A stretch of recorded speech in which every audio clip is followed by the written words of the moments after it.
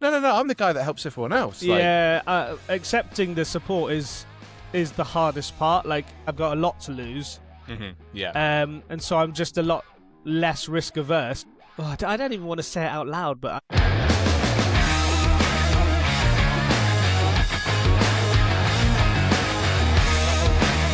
I remember you telling me you were either thinking of starting a business, you were getting a pizza shop, or what it was.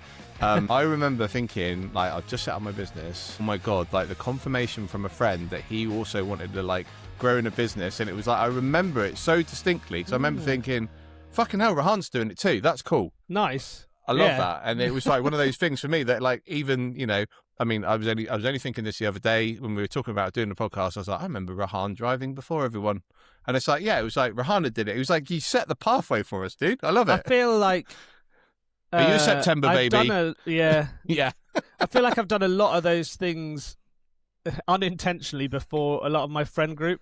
Like, I felt like I got married before everyone else. I felt like I had kids before everyone else, which at the time I was just like, I'm not really doing this for...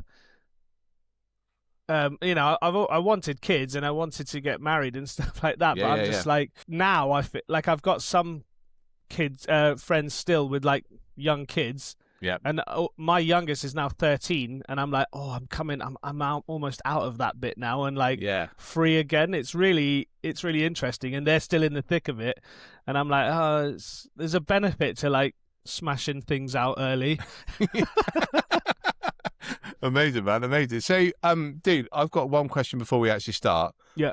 We, over the years, we've skated together, we've surfed together, we've even skied together. Yeah. Oh my God. Well, that was the kind of school times. That was school times, and that was the first time I ever asked Steph, who is now my wife, to go out with me. Was it? Yeah. Where were we? Was it like Les Ours? That's it. In France, and this winter just gone, we all went as a family back to Les Ours. No way. Yeah. It was absolutely crazy. Did she still say no? No. Yeah, she went into it. Oh, amazing. I love it. But the question I've really got for you is, I've known you all these years. We've even crashed together, because I remember you crashed your car into a wall at the end of my drive. Oh, yeah. That was great.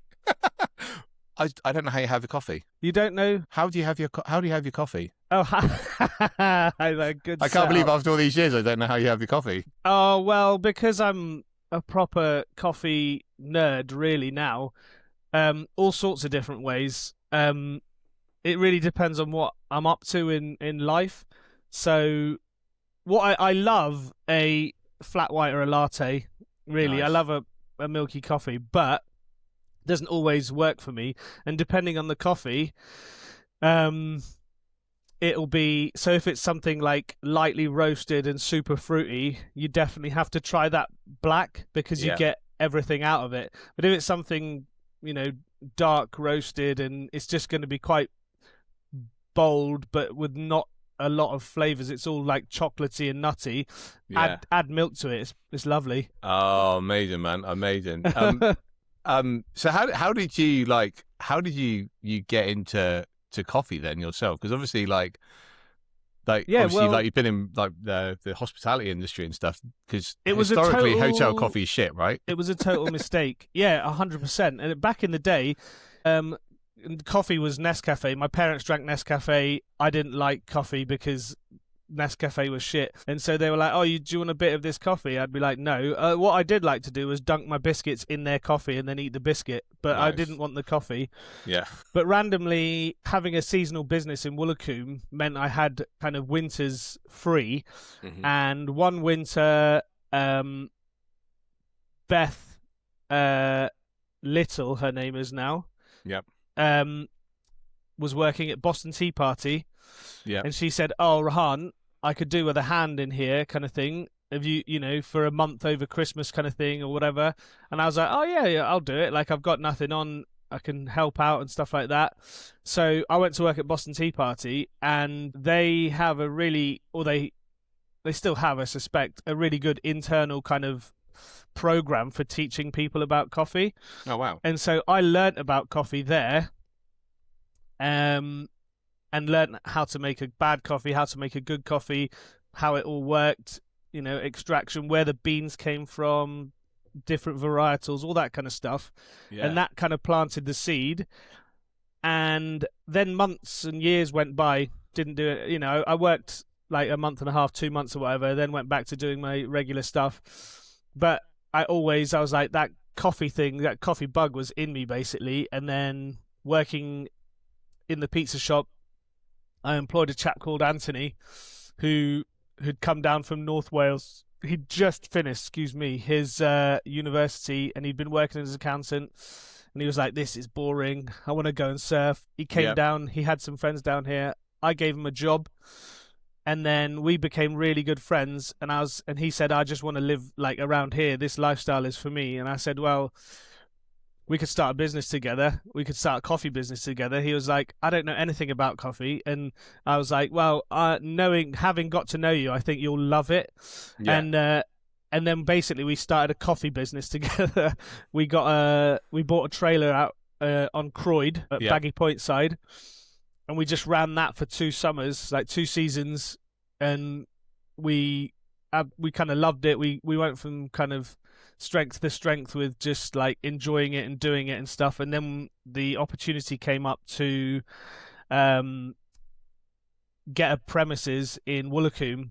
And so we were really lucky because Woolacombe's a hard place to get into. Yeah. And we just happened to know the right people, and we were able to get in at the right time, kind of before it ever goes on the market. You have to know the person. I'm thinking of, well, don't forget about me because I'm interested. And we were really lucky to get in where the old Gulfstream showroom used to be. Yeah, he kept his shaping base to the side of us. And so that was it. And that's kind of how I got into coffee in the first place, just by accident, basically. But now I'm addicted to kind of finding good places. And, you walk into a place and you're like, do you want a coffee? And then you look at how they make it and you go, I'll have a tea, please, Bob. Yeah, absolutely. And, so I've become a coffee snob, much to my detriment. I won't have coffee in places because I know it won't be any good. And then I will have coffee in other places and stuff like that. But yeah, so I love that. So where did that entrepreneurial kind of like spark for you come? Because obviously as a friend of yours, over the years, I've seen you in business and seen you, having a successful business and so forth. Did that come from anywhere in particular, or? Sure, actually, because my mum and my dad they both had kind of regular jobs and stuff. They weren't self-employed in any way. But I think it came from working in hotels and the hospitality industry around here, and kind of just getting to do everything within a hotel really made you realize that it's not as difficult as it might seem from the outside, and you can do it yourself if you're willing to like put in the hard work and kind of. And it was time, I'd worked in this area, specifically Woolacombe, my whole life. So when I was kind of looking for my own business, I was like, Woolacombe has to be the place because I know how that works. I know how that runs. Yeah. And originally we were trying to buy a little cafe just up kind of round from where we are now.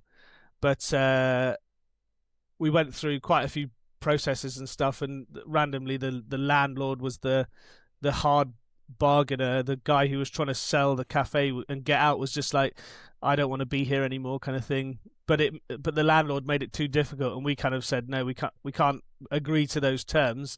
Yeah. And then about 6 months to a year later, this business, which was a pizza shop, came up, but it was a freehold with a property above it. It was like exponentially more expensive.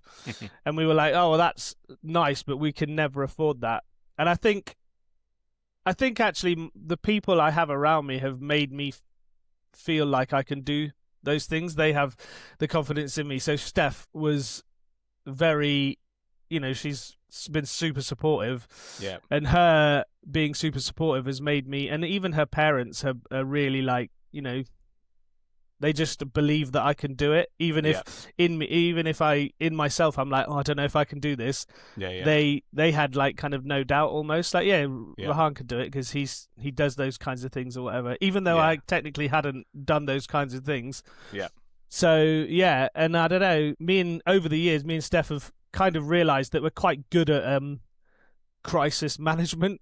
So whether that be family crises or just business crises or anything like that, we kind of just roll with the punches and come out the other end going, well, that was a mental time, but there you go.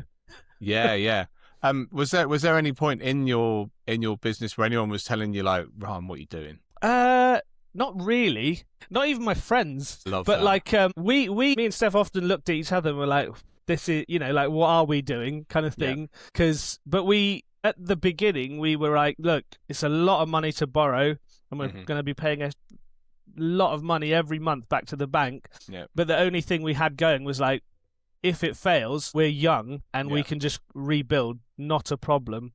And so when you're young, you're happy to take risks. Just like, my parents were still here and they could support us. Steph's parents are here, they could support us, and everyone's kind of pushing you to do that. And then, for instance, now a lot of people are like, oh, have you seen there's a place up here and whatever, you could do something there. And there's, because when they know you like doing bits of business, they point things out to you, and I'm like, I kind of sigh at these things going, oh my God, if I had this opportunity at this age now, I'm like, oh, that's a lot of risk. I don't know if I would do it again.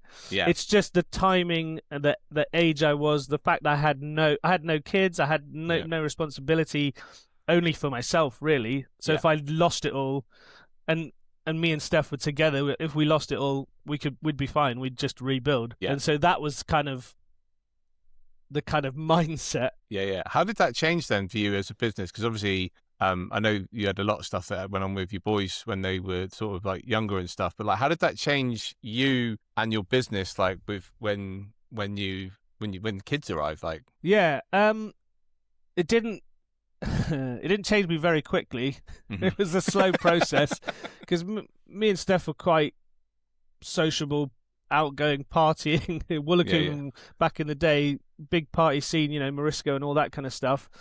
And when you're young, you can just do everything and still crack on. Like I'd work all day, go out in the night, come back, look after the kids or the kid at the time, and then go and do it all over again. And you'd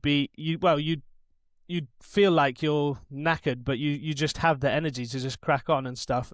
Nowadays, little afternoon nap's lovely. And like back in the day, you wouldn't be doing anything like that. It was just, you had so much energy to do it. And I think it's just changed with, well, as soon as you have your first kid, you're like, this is real. Like, there's someone else that relies on me. And so, but we knew we were doing the right thing, as in this business is a lifestyle business. It's not a make me a multi-millionaire kind of business. And we wanted our kids to grow up in Woolacombe and this area and bring them up here because that's what me and Steph have both had, and we feel it's super valuable. And so I mean, it's just it's hard to say actually. It's changed me because now I feel like I've got a lot to lose. And so I'm just a lot less risk averse. I still look at all these things and go, ooh, and that, but then you kind of get to that point and then you just back down a bit and going, okay, calm down. You are where you are. And again, it's like I had a stage where I had potentially 4 businesses. Wow. 2 which were partnerships with my friend Anthony, and 2 which were mine and Steph's, and then our kids were young as well, so it was really, really hectic. And then from then we've backed down to like we've only got the 2 businesses that are just mine and Steph's now, and it feels like a nice, comfortable place where we are. It gives us good lifestyle, and it makes enough money to look after us and stuff like that. So yeah. What's that connection for you then with Woolacombe? Is because obviously I know you love being in the water and so forth, but like what's that connection with Woolacombe for you then? I think the community, it's a small community, so you kind of, everyone knows everyone. Yeah. And just having been here the whole time, you're automatically kind of just absorbed into that community. Everyone waves at you, everything, things like that. And just in general, it's like one of those things. Woolacombe is in an area where you can't really do anything more. It has what it has, so it's very supportive of every other business, and most other businesses know, like, you know, you kind of know that you're not going to get another pizza shop starting up right next door because it's kind of pointless. And so that kind of cutthroatness isn't there, but everyone kind of supports everybody. And so and just the landscape, I love the landscape. I love, like, going out to the bay, Mort Point's on the right, Baggies on the left. You know, it's not the best wave in the area, but like, because I'm here all the time, I just tend to just go surfing here all the time. And it's just nice. Being in the water is such a kind of cleansing, you know, whatever problems you've got at the time. If you go in the water for a surf or whatever, and you feel better coming out no matter what. It doesn't matter. Even if you had a crap surf, you'd still come back going, oh, it was really worth getting in the water. It's better to have a shit surf than no surf, right? 100%. You never come out going, I shouldn't have gone in.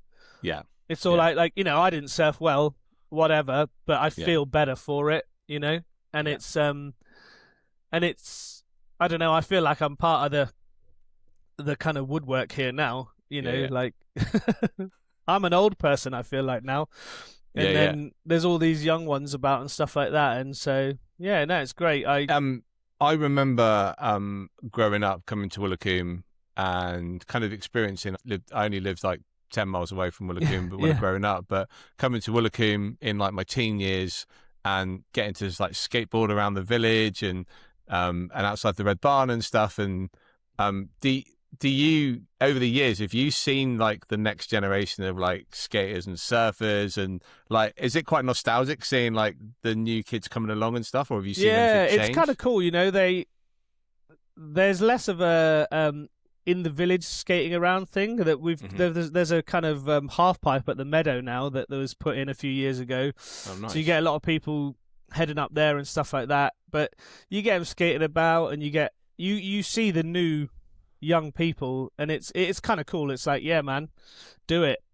Yeah. I can't. I'm going to break my leg. That's exactly that. And it's that funny thing, isn't it? When you like, as you get older, like particularly like in life and business, you become so much more like, you know, risk wary, right? It's like, God, it's kind of boring, but like, you can't help it. You can't like turn that off, unfortunately. But you see it in your own kids. They're like, they have no fear, and you're like, oh wow, that's crazy. Like you feel like they're crazy, but you're like, no, that's exactly what I was like. I remember years ago we went to Go Ape, and my daughter was younger, and I was like, oh, she'll really struggle up there, and like literally, I'm like looking at me and my wife, and we're like, oh, like we're the ones worrying. She's just like straight down the zip line. Yeah. Oh, it's great. Like amazing. So, dude, tell me then. I want to ask you a couple of questions. When I say like to you, like work-life harmony, what does that mean to you? Because I talk about balance is bullshit, and I'd love to know what work-life harmony means to you. Work-life harmony is like very two-sided for me because the business is so seasonal in Woolacombe. So the harmony comes from if you look at the whole year. Yeah, I know. Not within that. the moment. Yeah. So there's 6 months in the middle. I'm doing everything. I'm working mornings and evenings every day, unless there's a specific reason to have a day off. Because I want to be there, because when I'm there, things just run better. Yeah. And B, I know that in the winter I get time off and I get to go on holiday and do other things. So in the back of my mind, there's always the holiday coming or whatever, and that's the kind of balance. The fact that it doesn't matter if I'm doing 3 months of mentalness and then it kind of tapers down. Just this winter, I got to go and see family. Took my youngest, and I went with my mum. We went to Sri Lanka for like 2 months. Well, it was 6 weeks, but then we got stuck because of the Iran war thing. So it ended up being 2 months, but it was like a really, really great trip. And you don't get to do those things unless you work really hard in the summer. Yeah. And so that's how kind of Woolacombe works. There's not many places that in a seasonal village and seasonal seaside towns like this where you're busy all year round. I love that. That's balance. Like I've never even considered it like that. It's like season for you, like work-life harmony becomes seasonal harmony, right? It's like you're living the endless summer though, right? If you're traveling as well. Well, yeah, it's only become more recently, but I mean that's where I'm headed for. Like, if I can go back to Sri Lanka in the winters and then spend the summers here, I've done something right. Amazing. I love that. So dude, as a dad then, how old's your oldest now? Because I'm starting to feel a bit old. 18. Whoa. Yep. Wow. Yeah, he's just started his second year worth of car insurance. So he's been driving over a year, and he works for a charity doing like social media and stuff, and he's really enjoying that. Gives him a lot of variety, which is kind of exactly what he needs, because he's one of those relentless, has to be doing something all the time. I wonder where he gets that from. Yeah, well, it feels exhausting to me now, but like, yeah. Steph's the same. And then the twins in the middle, they are on their GCSEs this year. Wow. So they're going to be 16 in August, and then the youngest is 13. So he starts GCSEs this coming September. Yeah. So they're all our kids were like squashed together, which was a nightmare kind of to deal with at the time, but now it feels like I haven't got a huge gap between ages, so they're all kind of getting to that kind of phase where we don't have to look after them so much, really. Yeah. Which is great. Yeah. I love that. Is there something you wish that day one as a parent that you know now that you wish you knew back then? The first one's always the hardest. Is it? Yeah. Like, everything's brand new with number one. Yeah. You don't know what you're doing, and like, oh, what's that? I'm like, he's dying. What's this? Oh, he's dying. It's like, no, not dying. And then the second one, you're like, yeah, I know this, I know that, and so we went from 1 to 3. Yeah, that was pretty hectic. But again, it was like, we know what we're doing, we just have to do it twice as much. So it was kind of physically exhausting, but like, there wasn't any new surprises in general. I mean, we had some huge curveballs thrown in, obviously, with businesses and mad kids that were ill and stuff like that. I don't think you could say something to us like, oh, this is going to be really busy or this is going to be really hectic. We'll be like, yeah, but is it going to be as hectic as what I've already been through? Yeah. And so, yeah, luckily we had a great support network, obviously living, both sets of parents are around and things like that. Yeah, man. Accepting the support is the hardest part. Like some of the people, like me and you, we don't see each other that often. No. But we've known each other such a long time that it's just we see each other. It's the same. Yeah. Nothing's changed. We've both been through a lot of crap. Yeah. But we meet each other. And we're like, all right, mate. Exactly the same. And we know I could ask you for something, and if you could do it, you do it, and vice versa. Yeah. And I think that's really special about the community around here, for sure. I love that. So on a similar kind of question then, is there something you wish you knew when you first started your business that you kind of know now? Ooh, that's interesting. It's not good. Don't say pay your taxes. No, that's boring. See if you can avoid them if you can. I'll have to cut that. Yeah, exactly. Get a good accountant. Actually, it's actually super boring, but we got an accountant because we had to get an accountant. We didn't know anything about it. we found an accountant. It was a local person. Then after a few years, we realized he's actually just not that good. Found another accountant, better, still didn't really work for us as like some people like the accountant, that's why they recommend them. It works for them and their business and however they work. Not every accountant's going to work for your business. Ironically, in the end, it took us ages to find a decent accountant, and the one we found was my business partner Anthony. The firm he worked for in North Wales, which he left because he didn't want to be an accountant. He was like, oh, this is crap. But his boss, obviously they kept in touch, and he was like, I know, she'll do our accountant stuff, and she's really great.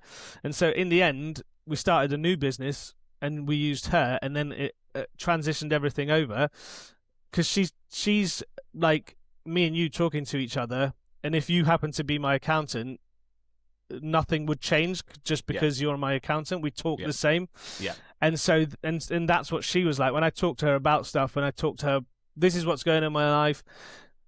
You know, we've got all these personal kind of issues that interfere with tax and whatever, as well as the business and stuff. And she was like, no, I get it, blah, blah, blah. And she's like, here you go. This is what you need to do. A good accountant will save you money. She like almost halved our bills, which was insane. And then you can just talk to her about anything. Yeah. She feels more like a friend. I mean, and I'm not saying you're going to... I've never met her. She feels more like a friend than any of the other two accountants. And I went to see them. That's the thing, you don't have to see a physical accountant these days, right? They can be anywhere. Exactly. So that's a boring one. But I think specific things that I wish I'd known when I opened my business, I don't think there is anything specific, but I think you just have to be willing to learn. Yeah. It's when you're starting out, because you'll have your idea. Yeah. And you have to be, don't have it set in stone so much that it jeopardizes you in the future. Oh, and that took a while. You know, I had a vision. I wanted to do stuff, and that, you know, things change. You know, we've financial crises and all this kind of stuff, and so you have to be able to. It has to be a flexible plan, and then once you can get your head around it and go, no, I've got to rethink it, and when you rethink it, then you think, okay, and then you set your new plan, and then you work on that unless something changes. But you have to be willing to learn, basically. But I think the learning is the part. You know, the learning is what makes you better at what you do. You know, if you did something and then it just worked, I don't think that person in 10 years' time could do the same thing again and it work. Yeah. You know, they wouldn't be as flexible or as agile in businesses as someone who's been able to flex, change, and make the same business work with all, other issues. Yeah. So, yeah. Yeah. Oh, I love that, man. I love that. As a business owner and stuff, like over the years, obviously I know you got your surfing, and like you've got into photography over the years and stuff, haven't you? Like, is there something that you've like? Is that like your kind of go to for like yourself, your thing you do for yourself, or? Yeah, a lot. I mean, surfing, I did for myself a lot, and then that's. Oh, I don't even want to say it out loud, but I surfing less, and I don't want to be. I don't have a surfboard at the moment. What? I don't even know. I've got too many surfboards. You can have one of mine, mate. But yeah. So that it's not that I enjoy it less or anything like that, but I just do it less. I'm more picky, in fact, is what it is. Yeah. Someone will be like, "Oh, you're going in the sea," and I'll be like, "Oh, no, it's not quite perfect." And like, I'll just have a harder time. I'm like, I want to go out there, have a bit of fun, and crack on with the day or whatever. Yeah. And so I'm all about getting in the sea when I can and when I want to. But like, photography became a bigger part of my life since my father passed away. He was always into cameras, always had cameras on him. And like, when he passed away, we went through so many old photos that he'd taken on all sorts of different cameras and stuff like that. His stuff kind of got passed down to me and my sister a bit, and obviously my mum still has some of it as well. Yeah. And so using it more and more, and then I was just like, I actually really like this, and getting out with the camera and stuff, and it's quite. I find it quite cathartic, walking about and stuff like that, and just snapping stuff, and whether it's good or not, I don't know. One person's good is another person's no good, but I enjoy it. It's fun, and so it's definitely become more of a thing in the last like 3 or 4 years. Yeah, super enjoying it. Yeah. I love that because it's which is funny because it's like your business. Yeah, and I'm like, well, this is the funny thing for me. So it started off being my hobby when I was younger. I did it as a kid growing up. Yeah. I've got photos of Lee and Nick when I was younger. We went down to Saunton when I was a kid, and I remember just doing like black and white photos of them. But like that magic of being in the darkroom and developing a black and white pictures, and like I know it sounds really crazy, but like seeing like your friends just coming out of this in the darkroom, it was something that I remember even younger just being like, this is like magical. But obviously when you then put it into a business, I mean, do you still like pizza? Yeah, unfortunately, I do. Yeah, I mean, I don't. I often wonder if like some people like in certain industries be like, oh my god, I can't drink coffee, but you still drink coffee and eat pizza. It's hard with something that you have to consume to survive. Like if you didn't have digital, or I mean, if you didn't have like a film photography in a darkroom, you'd still live. If you stopped eating, you wouldn't. And so that's why people struggle with weight and stuff, which I've done all the way through owning this business, because I'm just like, everything's right in front of you and I'm the boss. There's no one to tell me I can't have it. It's so hard. So the one thing you wish you knew at the start of your business, if someone was accountable to say, Rohan, stop eating the pizza. Yeah, right. I should employ someone above me to tell me to stop eating. Yeah. Amazing. I love that, because when you're saying like the photography, that's the thing for me. Everything changed when I made my hobby into a business. Yeah. And even now, as I've kind of dwindled this business down, and I've grown my other business and grown what I'm doing now, we just bought my daughter a camera couple of weeks ago. Nice. And I put my phone in my pocket, and we were walking around with this little digital camera, and it's got like this flip screen. It was like £75 from Amazon, and it's about 200 million times better than the first digital camera my parents ever had, which was I remember it was a 2 megapixel Nikon camera. Yeah. And I know it was really, really expensive. Yeah. And this thing now is like £75. It's just like got everything it's got on it. It's amazing.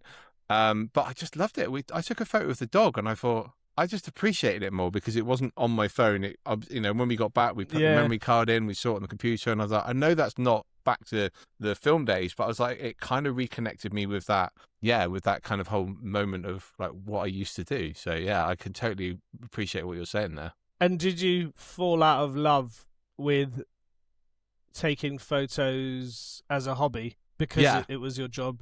Yeah, totally. I mean, I've had opportunities to go into the surf industry as a business, and every time I've thought long and hard about it. I've kind of stepped back from it because I love surfing as a passion and a hobby so much.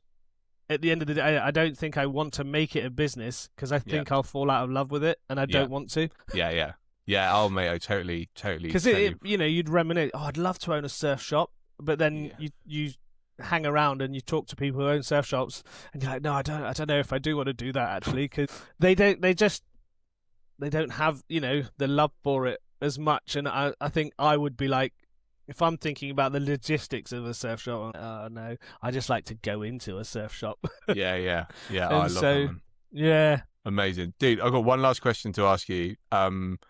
I am all about changing people's mood, changing people's energy. And I'd love to know if you got a song that, even on like your darkest days or a day where you just need a little boost, where you just chuck that song on and just be like, right, let's go. I do. It's recent. Ooh. Basically, it was, it came out on a surf movie recently. I know that's where all my favourite songs exactly. over the years. You know the things that really get you pumped. Do you know the song Better Days? I've seen better days. Yeah. Love that song. Don't even know who sings it. Me and my wife still remember it from years working in the surf shop. This song is called Hooligan. Hooligan. and it's from Joey Valance and Brace.